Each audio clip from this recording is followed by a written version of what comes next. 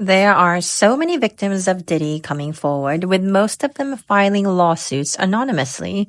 However, one woman in particular has decided to reveal her identity, and what she experienced is nothing short of horrific and inhumane. Many of the alleged victims are being labeled as money grabbers, which may not be entirely unfounded.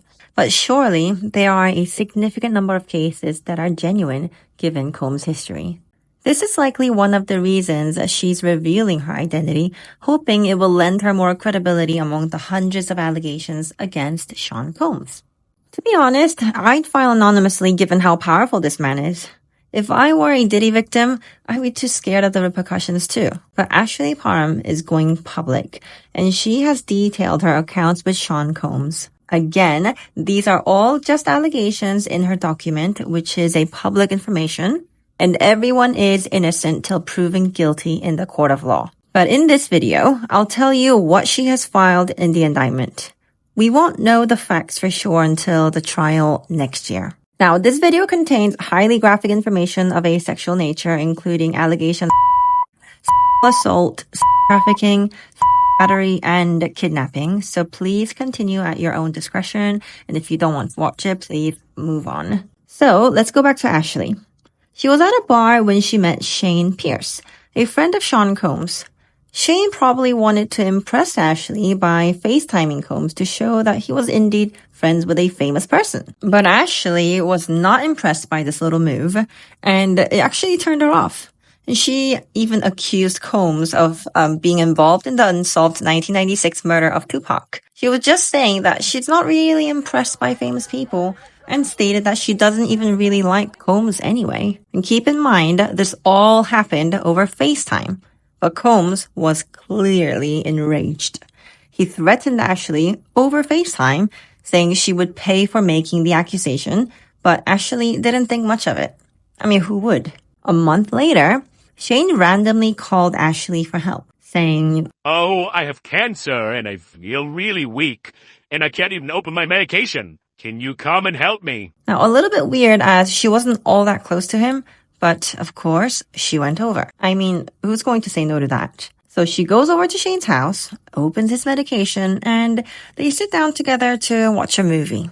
Shortly after her arrival, Combs burst into Shane's apartment with his entourage, and Ashley was clearly shocked. Combs is visibly enraged and put a knife to Ashley's face and threatened to cut her cheeks into a Glasgow smile. He then mocked her, saying that he bet that she thought she would never see him in person, which is probably true. His threats were interrupted by his assistant, Kristina Khorram. Now, you might think, oh, thank goodness, someone was there to step in, right? Well, this woman, Kristina Khorram, is currently being compared to Ghislaine Maxwell. Do you know about Epstein's right-hand woman who was a convicted sex offender? Well, she interrupted the threat to make her own, saying they could easily ship Ashley overseas and sell her for sex, and that no one would ever hear about it. They grabbed Ashley, and then Combs instructed Kristina Khorram, his assistant, to insert an IUD into Ashley. Do you know what that is? IUD is a copper metal. It's a T-shaped device that you stick into your cervix, into your uterus, so that you don't get pregnant. It's considered one of the most painful experiences that many people have to endure. And they're trying to stick this into Ashley with no medical training in someone's apartment. What the hell is going on? Now, was this all a trap from the beginning? Well, I think so. I mean, did Shane and Combs plan this all along? Was the whole medication thing a lie? Anyway, the assault was not even close to being over yet. But before I continue, I would really appreciate if you could give me a thumbs up and subscribe to my channel. I spend hours researching to make these videos, and your support means a world to me. Thank you so much.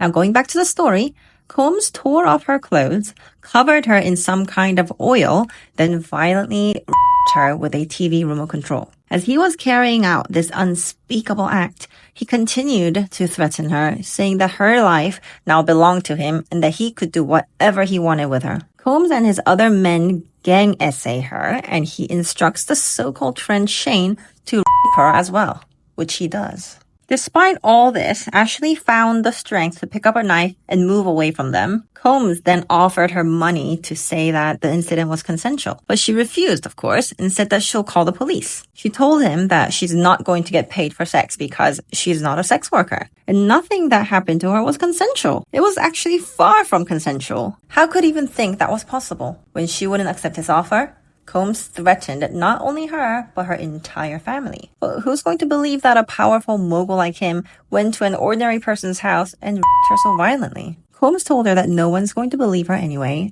and you'll know later why he was probably right. I'll get to that part later. Amid all this chaos, one of the men on Combs' team turned against him. Apparently, Ashley again questioned how he could do this to her after she accused him of Tupac's murder, and she reiterated that he must be involved to react in such a way. It's true though, isn't it? It's quite a dramatic reaction to someone's belief. Well, suddenly, one of his men got upset and went, "You killed Tupac!" and drew a gun on Combs. Perhaps the guy had no idea and was close to Tupac, or perhaps it suddenly all made sense and he thought that Combs did have something to do with the murder.